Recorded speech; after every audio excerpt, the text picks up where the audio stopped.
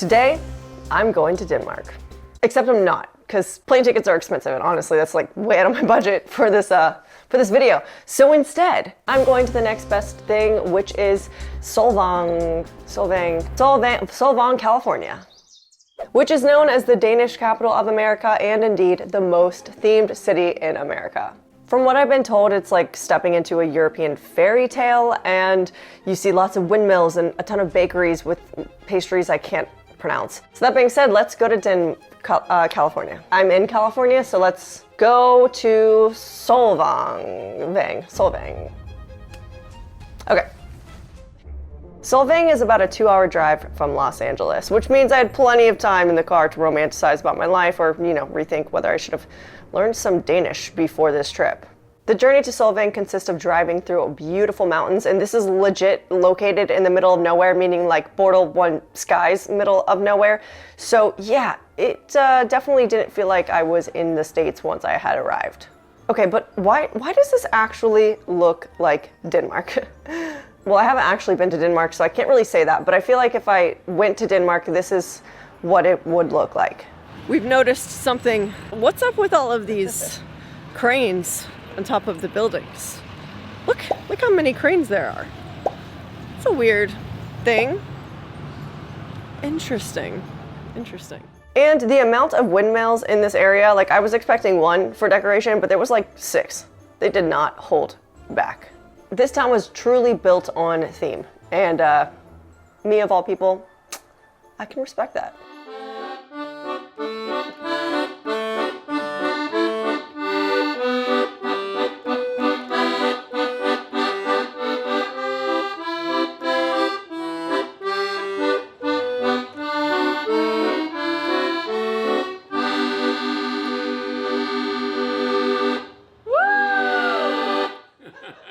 Our 3 founders are seen out in front of the Copenhagen house.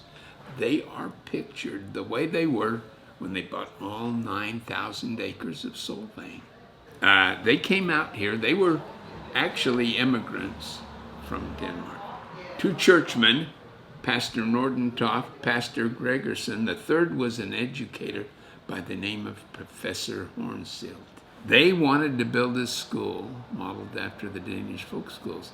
They couldn't afford the land in the Midwest, but they'd heard about California's inexpensive land, so they came out here. There were 9,000 acres for sale, all part of an old Spanish land grant called San Carlos de Jonata. They bought the land, built their school, and the location is right there on this corner. That building's still in existence, but it served as the first church, the first school, the first hotel for women. And then what they did, they wrote to their family and friends in Denmark and in the Midwest and said, come on out to California, sunny California. They got so excited, they named it Solvang. Sol is an old Danish word meaning sun or sunny, just like in a lot of languages. But Vang is an older Danish word meaning meadow. This became a little Danish colony, and only Danish was spoken here. Wow. And that's how we got started.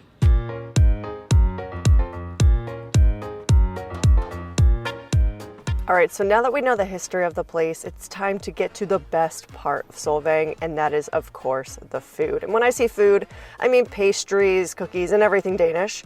And also, I mean restaurants as well. So there are a ton of bakeries here, chocolate shops, ice cream shops. If you're a sweets person, this is the place for you. But there is also a ton of Danish restaurants that serve traditional Danish food, which, I had to try some of it. I don't know if you knew this, but Kringle is Danish. Kris Kringle? It's so Christmassy. Love it. Now this town is truly filled with a ton of different restaurants and cafes and lots of traditional Danish food as well as wine tasting. You can go wine tasting all over this little town. So if you drink, this is perfect for you. So according to Yelp, this is the most popular restaurant in the area, but it's closed. So we're gonna go to the Red Viking instead. And they have American and they have Danish food options. Why does it feel like I'm in Gilmore Girls? That's so cute. The Red Viking is a cute, cozy spot that has lots of traditional Danish food that I literally cannot pronounce anything. But I did go with the one thing I could pronounce, which I will tell you what it was right now. So I just ordered the famous Danish open-faced sandwiches, and they are actually served cold, which is wild. I thought it was a warm dish. It's not. Surprise. It's freezing outside. It's gonna be fun. We'll see how it tastes when it gets here. This looks really good. It smells really good. Let's try it. It's kind of hard to get a bite of everything here.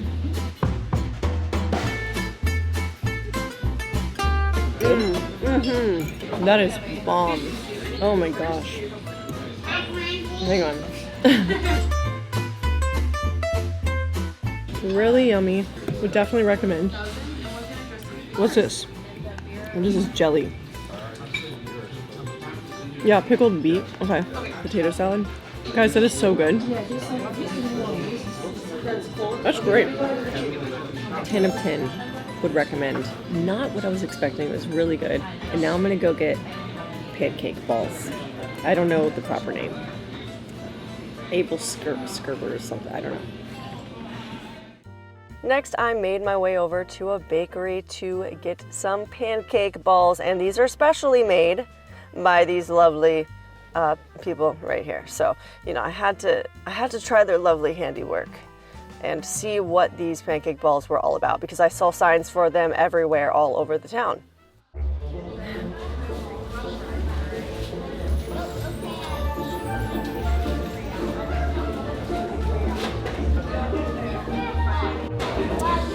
It's not my thing.